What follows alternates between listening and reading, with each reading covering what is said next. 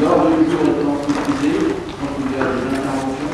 Donc, c'est des questions, en fait, quelques questions de Renanet. Donc, il y a une question sur le système de. Enfin, s'il y a une mise en place d'un système de garde des enfants sur les temps où ils ne sont pas accueillis à l'école. Il y a une forte demande actuellement, que l'école les prend au mieux à mi-temps et que les parents reprennent leur travail du coup à plein temps. Je vais laisser le soin à Madame Dussort de répondre. Alors, suite aux annonces de hier soir, ce matin, nous avons travaillé avec les services pour voir un petit peu justement par rapport aux questions, le nombre d'enfants qui étaient à accueillir, qui ne pouvaient pas être sur les écoles. Pour votre information, nous avons la totalité des demandes des parents qui sont acceptées aujourd'hui à 100% sur nos écoles. Donc pour l'instant, en partenariat avec l'Éducation nationale et l'inspectrice ce matin, aujourd'hui nous n'avons pas le besoin d'ouvrir plus, puisque par rapport à la demande des parents, 100% des demandes sont acceptées. Par rapport à ça, je voudrais revenir un petit peu sur cette crise sanitaire pour vous faire un petit peu l'information de tout ce qui a été mis en place. Les garderies, la cantine, la LSH de Ticolo ont continué à fonctionner depuis le 17 mars afin d'accueillir tous les enfants du personnel soignant et prioritaire. Cet accueil a été réalisé à titre gracieux pour toutes les familles renanaises concernées, quelle que soit l'école où l'enfant était scolarisé, public et privé. Toute la pause méridienne avec la cantine municipale a été prise en charge sur toutes nos écoles, publiques et privées. Par rapport à cette crise sanitaire, nous avons accueilli dans nos structures 326 enfants, 322 repas, 135 repas adultes. Un montant pour la cantine et la garderie de plus de 18 000 € à la charge de la ville. À ces présences sur le terrain, on a ajouté un temps de travail administratif pour répondre aux familles et travailler en partenariat avec l'Éducation nationale, comme nous l'avons fait avec les différents directeurs. Il est difficile aujourd'hui de quantifier le nombre d'agents qui a varié au quotidien. Au total, plus d'une trentaine d'agents ont contribué à maintenir l'activité des accueils. Nous avons d'ailleurs remercié nos agents cet après-midi avec un petit café, et je voudrais vous préciser qu'ils étaient très contents de l'organisation que nous avons mis en place. Nous avons été remerciés également par des mails de tous les directeurs de l'école, des écoles. Nous avons rajouté 105h50 d'intervention supplémentaire de ménage pour pouvoir assurer le protocole sanitaire, ce qui représente un petit peu plus de 1 900 € par semaine. Une recette, bien sûr, en moins, puisque tout était gratuit, mais gratuit pas pour tout le monde. Ça représente moins 35 000 € par mois pour le CCAS, entre le 16 mars et le 11 août. C'était important de vous le signaler. Aujourd'hui et à partir du 2 juin, et suite au travail fait ce matin et cet après-midi avec les services, nous allons donc assurer 100% des demandes de parents. Nous avons eu l'agréable surprise ce matin d'avoir également, à partir du 2 juin, l'ouverture de la 3e classe sur l'école du Petit Prince, puisque l'Éducation nationale a remplacé le poste de Madame Barbier sur sa classe. Demain, la LSH sera ouverte à 80 000 places, comme nous l'avions surtout jusqu'au confinement. Nous avons les colonies depuis hier soir, donc ce qui peut nous permettre de dire aujourd'hui nous n'avons pas les modalités puisque nous attendons les résultats de la DCS et la mise en place des consignes pour nos séjours, donc sur les centres de loisirs, que ce soit ALSH Ticolo ou ALSH. Donc toutes les activités que l'on avait proposées seront mises en place à hauteur de 88 places, donc 40 en maternelle et 48 en élémentaire. Voilà ce que je pouvais vous dire aujourd'hui. Si vous avez d'autres questions, je suis là pour vous. Oui, j'ai d'autres questions. En fait, il y a plusieurs soignants qui nous ont remonté que face à des modifications d'horaire de leur service, ils avaient fait des inscriptions donc, sur le site, sur le portail famille, et ils ont eu des modifications d'horaire pour le mois de juin. Il n'y a plus de place le mercredi matin et donc leur enfant a été refusé. Donc pour eux, c'est compliqué parce qu'en fait, est-ce que quelque chose peut être fait pour que ces personnes puissent, les enfants de ces personnes puissent être accueillis, étant donné qu'ils sont soignants? Alors, on est dans une adaptation quotidienne. On n'a pas eu 2 jours identiques depuis le 17 mars. Donc forcément, il peut y avoir ici ou là des difficultés, ou même pas une journée, que ce soit dans ce domaine-là. Il y a une difficulté quand même, autant le conseil ça nous a permis quand même de réouvrir les écoles, autant je suis quand même un peu déçu des annonces d'hier. Vous avez vu les cartes de la France. La Bretagne est la région où il y a le plus d'ouverture, de réouverture d'écoles et de participation des élèves. Alors effectivement, quand vous êtes plafonné à 10 en maternelle et 15 en élémentaire, comment vous faites? Vous appelez le maire, comme depuis le 17 mars, pour tous les sujets. Sauf qu'à un moment, on a des obligations également sur l'utilisation des locaux, un plafonnement également en nombre d'enfants par catégorie d'âge. Ce qui fait qu'aujourd'hui, il y a des obligations, bien sûr, parce que les heures de ménage, les 105 heures avec d'eau, là, c'est 2 fois et demi ce qu'on fait d'habitude. On a une quarantaine d'agents déjà engagés. À Seine, garderie, cantine, entretien, centre de loisirs. Voilà. Donc je remercie, comme je l'ai fait tout à l'heure, parce qu'ils sont, certains n'ont jamais été confinés. Je travaille depuis le 17 mars. Voilà, comme certains d'entre vous peut-être. Et c'est vrai, alors on essaiera de trouver une réponse. Mais il faut bien se dire que là, on est quand même dans une difficulté. La mairie ne pourra pas accueillir la moitié des enfants, puisqu'on a des écoles où 90% des enfants veulent revenir à l'école. Donc la règle, c'est 2 jours. L'intérêt, c'est qu'on accueille au minimum des enfants sur 2 jours et qu'on puisse accueillir également des enfants de soignants. Enfin, de tout le personnel, parce que la liste s'est élargie également aussi, des personnels prioritaires. Voilà, c'est ce qui a été proposé, de manière à ce que 2 jours où l'école ne peut pas accueillir l'enfant, puisqu'on arrive à un taux de saturation. Il y a d'autres endroits en France, il y a 20% des enfants. C'est sûr qu'on peut prendre les enfants soignants 4 jours par semaine. Il n'y a pas de blocage. Mais nous, on est déjà, toutes nos écoles sont entre 2 tiers, 3 quarts, ou même 90% de présence. Et bientôt 100 à la vitesse où on va. Donc, ça nécessite des adaptations. On fera mieux possible. Il y a des gens, beaucoup d'agents de la commune qui ont changé de boulot, enfin du moins de fonction durant ces 2 mois et demi, 3 mois. On va continuer. On va continuer à répondre. Je crains que les parents soient encore mis à contribution pour aussi trouver des modes de garde. On fera le maximum.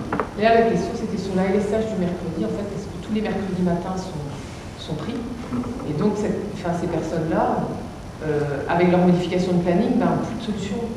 Et c'était la même chose aussi pour la garderie. En fait, c'est un personnel qui est en gestion de crise. Donc, quand il y a une crise qui se présente à l'hôpital, ils ne peuvent pas prévenir qu'ils ne pourront pas être là le soir à 16h30. Et le système de réservation. Je suis d'accord avec vous, mais on a fait tout gratuit. Tout gratuit du 17 mars au 11 mai. Donc là, c'était pas un souci. Les gens qui avaient, ils amenaient Donc ça représente quand même 18 000 euros. C'est-à-dire qu'à un moment, et on en a parlé, je fais partie de la cellule des confinements de la préfecture, avec quelques maires. Je pense qu'à un moment, voilà, il faut aider les plus nécessiteux. Il y a d'autres personnes, y compris dans le personnel disponible, qui ont les possibilités, voilà, comme le disait le préfet, dites-le également aussi, de mode de garde. Parce qu'à un moment, on essaiera de faire le maximum. Nous, on pourrait très bien aussi accueillir plus, mais on est limité à du groupe de 10 enfants dans les structures. Comment on fait? On multiplie, on met le personnel en double, voilà, donc on adaptera, on essaie de trouver des solutions, c'est toujours un individu, on a fait comme ça, on a même accepté des enfants de parents, des enfants qui n'étaient pas scolarisés sur la commune, parce qu'il y a une commune à côté qui a des difficultés. On répondra le maximum à tous les demandes. Enfin, ce que je souhaite, c'est que l'État prenne quand même sa part dans cette organisation, puisque dans la gestion des écoles, depuis quelques mois ou années, on demande quand même beaucoup aux mairies. Chaque fois qu'il y a un manque dans une école, y compris quand il manque un professeur, une directrice qui n'est pas remplacée, c'est suppléé. Quand il y a des grèves, c'est suppléé. Voilà. On continuera à le faire. Mais aujourd'hui, il faut penser qu'on a quand même du personnel qui a été quand même beaucoup mobilisé, voilà, qui garde le sourire malgré tout, on l'a vu tout à l'heure. Mais essayons de trouver tous des solutions et pas que de reporter que sur la mairie. Voilà, c'est une difficulté. Autre question? Oui, j'ai beaucoup de demandes là-dessus. Est-ce que du coup la LSH sera ouverte pendant tout l'été, sans fermeture, comme vous l'avez dit? Là aujourd'hui, Madame Chavel, moi je parle à 24 heures ou 48 heures de prise de données. Je ne peux pas vous dire. Là, vous arrivez sur des questions où je ne vais pas m'engager. Parce que tout ce que je dis a une valeur, comme vous d'ailleurs, que de 24 heures ou 48 heures en fonction de la situation. Heureusement, la situation est bonne. Au départ, elle était très très mauvaise. Tous les jours, j'ai le sous-préfet. Tous les jours, il a fallu adapter les lacs, les marchés, les écoles, tous les jours. Voilà. Donc on est dans une situation d'urgence où on s'adapte le mieux possible. Donc parler à 3 mois, on parle déjà de la rentrée scolaire, moi je ne sais pas faire. Acceptons, voilà, la demande. Par contre, un parent qui arrive pour dire voilà, que je suis dans une difficulté, y compris financière, là on a aidé aussi. Mais ne faisons pas trop de films. Aujourd'hui, ce qu'on sait, c'est qu'on va peut-être pouvoir sans doute réouvrir cette année au maximum. Le maximum de cours. Et on n'a pas de modalité. Autre question? Pour passer à un sujet suivant, je crois que vous en avez d'autres. Il y avait donc des parents qui ont demandé des masques pour les collégiens et puis voilà. Je vais laisser Claudie Arthur faire la situation des masques. Sur les masques, depuis le départ, l'État est mis à contribution. Et c'est bien les collectivités territoriales qui ont pris le relais. Y compris quand on nous annonçait que l'éducation nationale devait fournir des masques. Ne vous inquiétez pas, on fournit des masques. Vous êtes sûr? Ne vous inquiétez pas, on fournit des masques. Et de toute façon, après, il y a une histoire de masques réglementaires ou pas dans les écoles. Voilà. On l'a entendu, nos masques sont arrivés.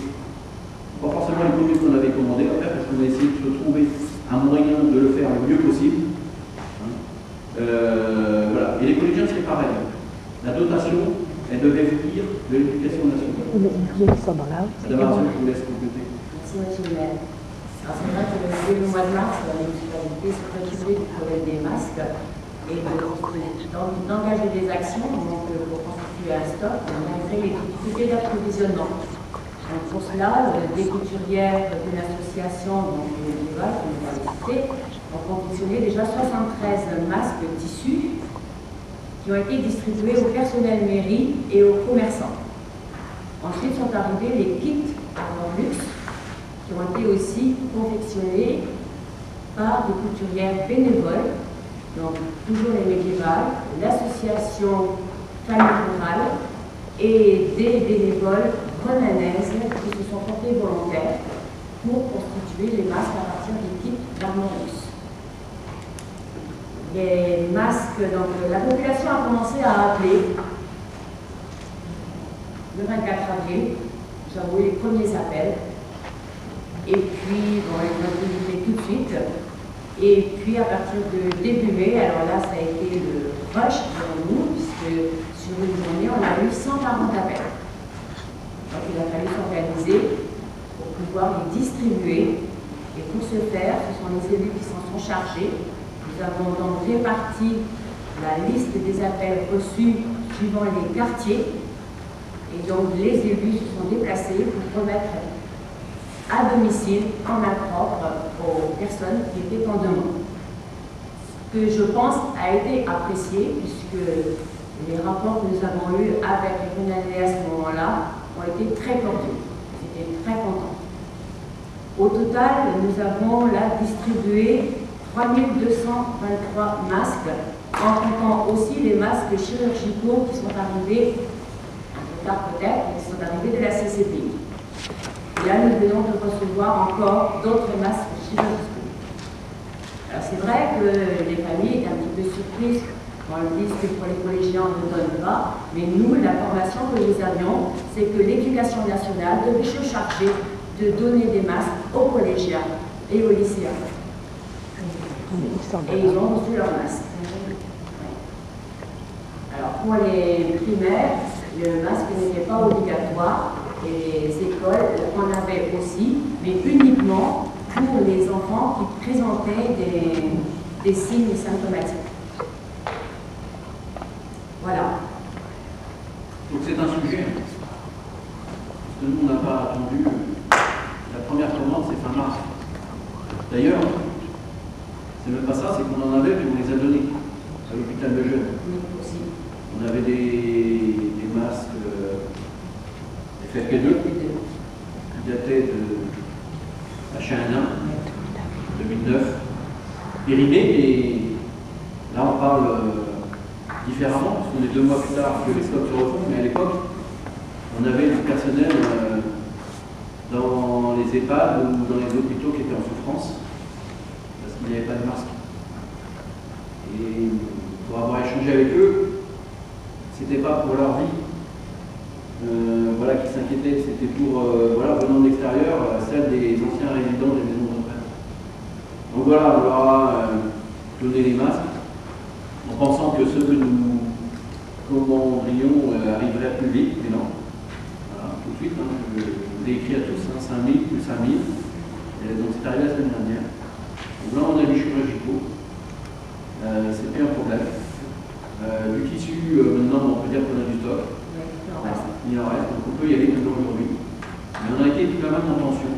Et il a fallu trouver des solutions. Donc merci à tous ceux, toutes celles, surtout aux couturières, parce que il y avait des machines qui n'étaient pas trop adaptées pour pouvoir le faire. Il a acheté une surjeteuse. Oui, également aussi, pour pouvoir confectionner, de trouver. Alors on n'a pas fait de publicité comme des remises, parce que peut-être qu'on n'était pas capable dans un premier temps. Également, mais on peut trouver tous les appels ont été pourvus en masse. Voilà, il faut mieux faire. Et maintenant, il y a d'autres circuits qui se sont mis en place. Il y a les grandes surfaces, il y a les buralistes, il y a les pharmacies. Voilà, donc j'ose espérer, ça donnera une leçon, mais à nous tous, hein, en France, parce qu'il y a peut-être un changement de comportement, sur des choses aussi simples que des masques, hein, qui nous ont manqué. Voilà, de manière importante.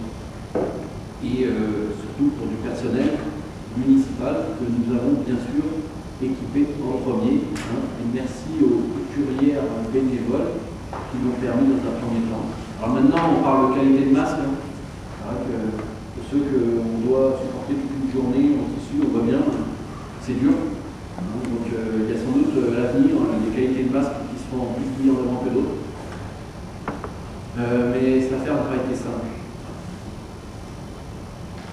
D'autres questions? La dernière, ça concernait donc l'inquiétude de certains citoyens par rapport au marché. Bon, ils sont contents que le marché ait repris, hein, bien sûr, et ce soit étendu. Mais il y en a quelques-uns qui trouvaient que la rue Saint-Yves, c'était un peu quand même étroit. Et ils demandaient s'il n'y avait pas moyen d'étaler les commerçants qui sont rue Saint-Yves pour que ce soit un peu plus sécurisé. Bien, je vais laisser la parole à Léna, l'adjointe, qui doit nous faire un résumé de des actions concernant le marché. Alors, le dernier marché, un dernier marché important qui avait eu, c'était le 21 mars, puisque nous avions fait un marché alimentaire avec 43 commerçants. Le 28 mars, donc, il n'y a pas eu de marché, c'était une décision préfectorale. C'est un cas rare qu'il n'y ait pas de marché à Saint-Ronan, ça arrive, c'est prévu simplement.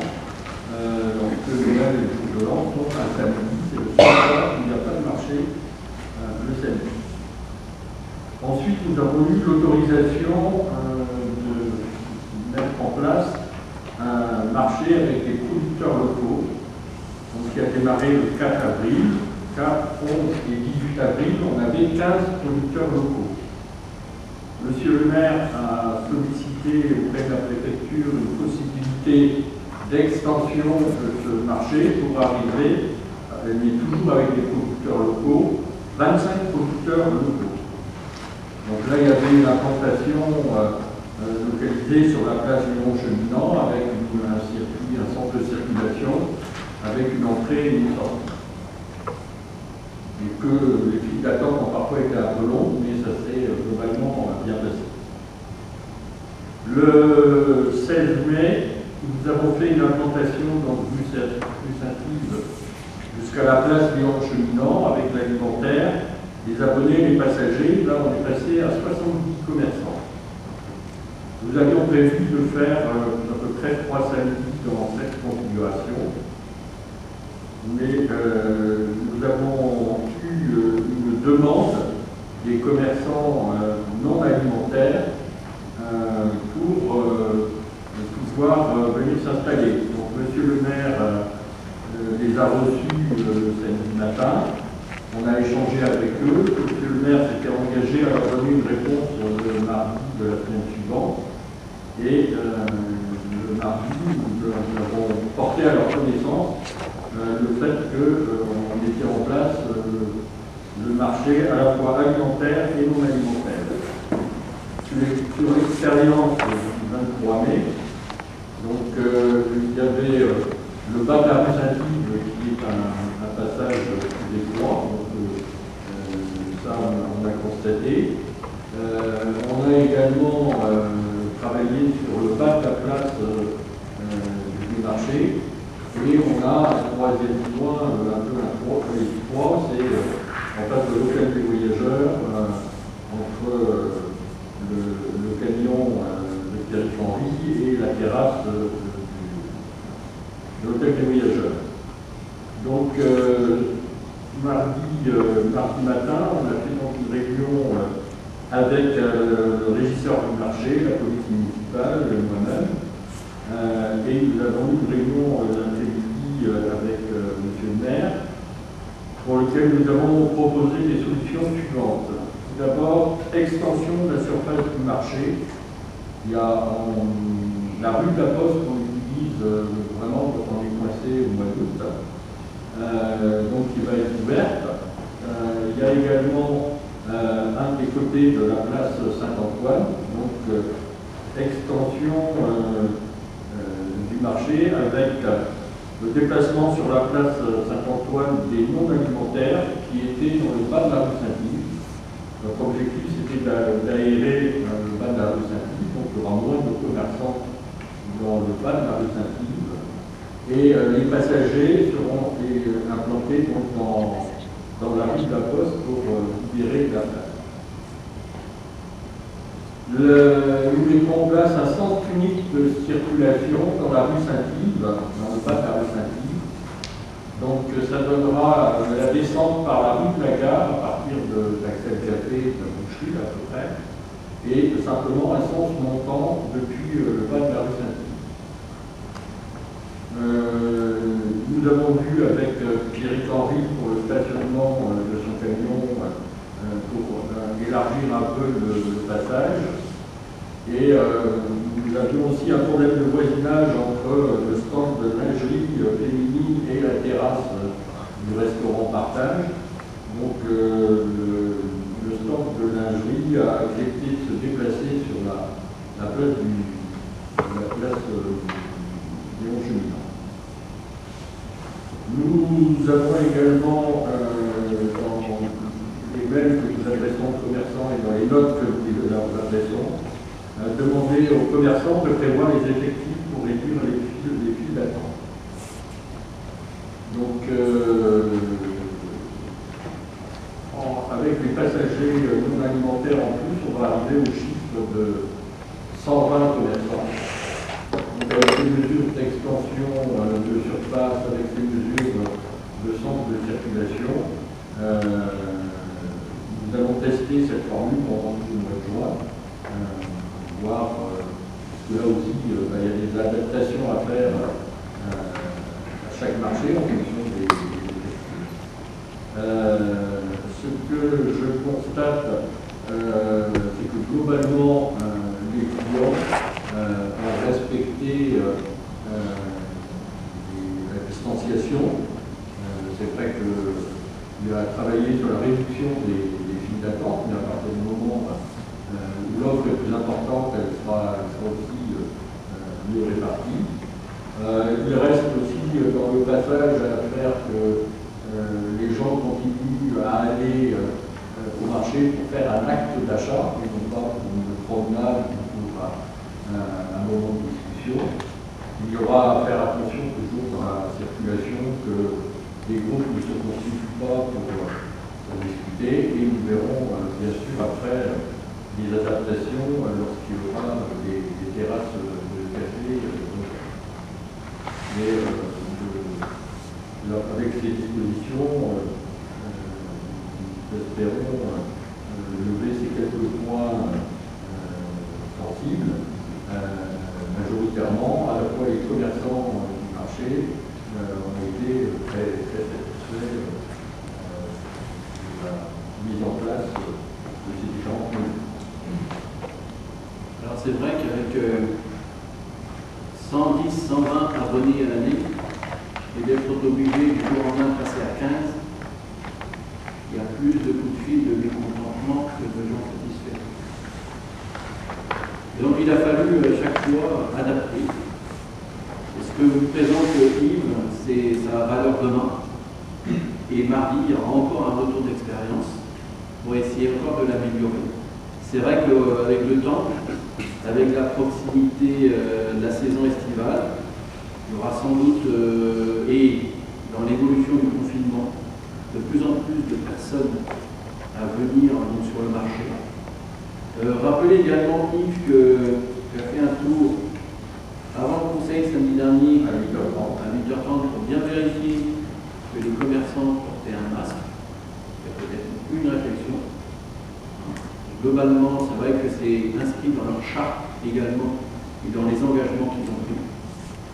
Le marché de Saint-Romain est observé pour avoir des contacts avec la préfecture, avec l'État régulièrement, comme le lait sur le feu, mais comme tous les marchés. Aujourd'hui, il est sous le régime de l'autorisation et non plus d'interdiction avec le régime dérogatoire. On sera très attentif. Voilà. On sera très attentif.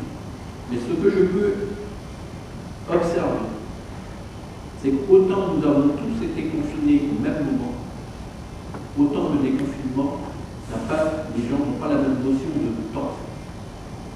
Certains d'entre nous n'avons quasiment jamais été confinés parce qu'il a fallu l'assurer tous les jours, et d'autres sortent tout juste de chez eux. Et c'est vrai qu'on peut voir d'une personne à une autre des attitudes un petit peu de peur, d'émotion, qui font qu'il peut y avoir, oui, des personnes qui sont inquiètes. Donc, à nous de rassurer aussi globalement, sans énervement, la population, les commerçants, les artisans qui viennent sur ce marché, et puis surtout les clients, parce qu'il fait quand même la renommée. On s'est bien aperçu justement de la qualité de notre marché, parce que de passer des villes à côté de 20 à 15 et de passer de 120 à 15, c'est pas pareil. Voilà. Donc on a beaucoup œuvré. On le fera encore, parce que le marché que vous verrez demain, c'est peut-être pas identique déjà à celui de samedi d'avant, et pas identique à celui d'après, parce qu'on sera obligé de l'adapter. D'abord, élargissement, centre de circulation, que le bas de la rue Saint-Yves, parce que le haut, c'est pas possible. Si sinon à faire des détours toute la ville, hein, et à trouver des gens. Et puis après, il faut aussi le moyen de pouvoir le contrôler. Et surtout, on va marteler, comme merci à la presse aussi de relayer, à ce que les gens respectent des gestes de distanciation. Même si je vous dis, on commence à avoir des comportements de gens totalement déconfinés, hein, y compris sur le marché de travail. Est-ce qu'il y a d'autres questions? Je vais juste rajouter un peu. Oui. Il y a aussi des leçons à tirer de cette expérience. C'est que cela a permis à un certain nombre de consommateurs de redécouvrir les circuits courts. Ça a permis à un certain nombre de consommateurs de découvrir la richesse et la variété des producteurs et la qualité des produits. J'espère que cela restera dans la mémoire des consommateurs et qu'ils pourront continuer à privilégier les circuits. Voilà, juste je voulais vous remercier au nom des citoyens qui nous ont interpellés d'avoir bien voulu répondre à nos questions. Merci, Madame Gérin. Écoutez, je propose de clore ce deuxième conseil municipal. La date du prochain n'est pas fixée, mais dès que, forcément, avant les vacances d'été, il faut vous tenir au courant du possible. Et dès demain, vous recevrez